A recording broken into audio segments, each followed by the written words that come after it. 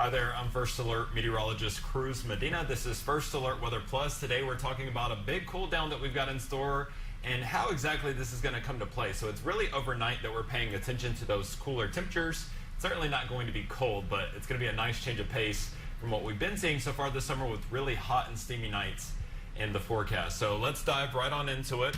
Here is the forecast for the next few days. So today's Friday, August the 9th. As we go through the next few nights, you'll notice those temperatures drop down into the low and middle 60s. You compare that to what we've been seeing so far this summer. We've mainly had low to middle 70s. So really, I mean, a big change here as far as those temperatures go.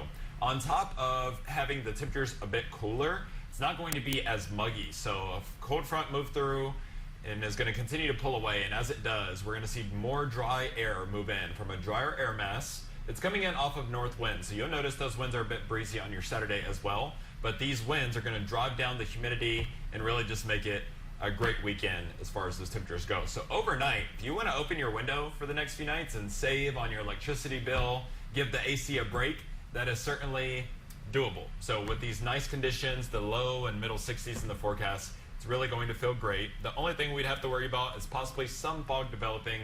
That could be a problem, but mainly as you're on the roads. So the upper level pattern here, this shows, you know, the big systems that we have at play in the mid-state. So if we look in the upper levels of the atmosphere, the jet stream's kind of cutting through us. So we've got low pressure to our north, this is upper level low pressure, and then to our south we've got a big dome of heat down toward Texas, Louisiana, and back into the desert southwest as well. So we kind of fall in the middle.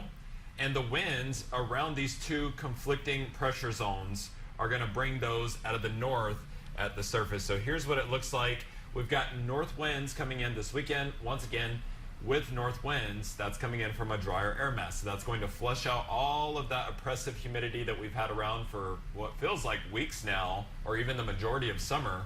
And we're just going to see a nice change of pace. So even the daytime temperatures will fall a little bit into the 80s.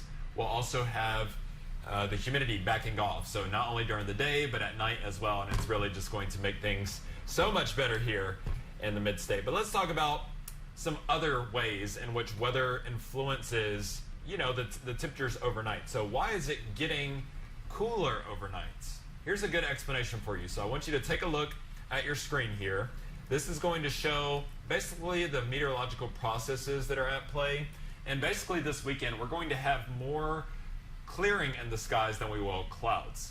So if it's clear or even mainly clear, the daytime heating is able to escape back to space. So all of that daytime radiation, which is what heats the ground, it just escapes back to space. There's nothing really to block it. So that's what we'll see this weekend, versus if we were to have a lot of clouds around. Think about like when it rains, you know how it doesn't really cool down a lot overnight? That's because there's clouds around. So clouds almost act like a blanket. That heating from the daytime kind of gets stuck in them, but it's actually able to re-emit some of that radiation back toward the ground. So at night, when there's clouds around, that's why a lot of times you don't see it. This time of the year fall, you know, out of the 70s. It stays in those 70s, sometimes even 80s in the overnight hours, and just really feels uncomfortable. So a lack of clouds and your wind direction are working for you as we go throughout this weekend. It's really going to be a nice weekend in the mid-state. I hope that you're able to get out and make the most of that. So here is that forecast. So for the whole weekend, we've been talking about the nighttime temperatures. This is also going to show you the daytime temperatures. Look at Saturday and Sunday.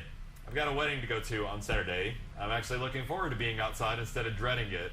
And that's because it's not going to be as hot. It's not going to be as humid. We've got sunshine. It's really just going to feel good. So hopefully you're able to get outside with your family this weekend and take advantage of these nice conditions while we have them in the forecast. Because obviously those middle 80s are not going to last forever. Neither is the lower humidity. So we'll see those things return a little later next week. So mid to late week next week, we hop back into those 90s, and you'll see we've introduced rain chances into the forecast as well. But for this weekend, all is fair game. I mean, even if you want to open your windows at night to save on your electricity bill, that's certainly possible. But I did want to kind of give that explanation as to why the nights are going to be cooler. We've had so many hot nights here in the summer. It's nice to see a little change, a little drop in temperatures if you will.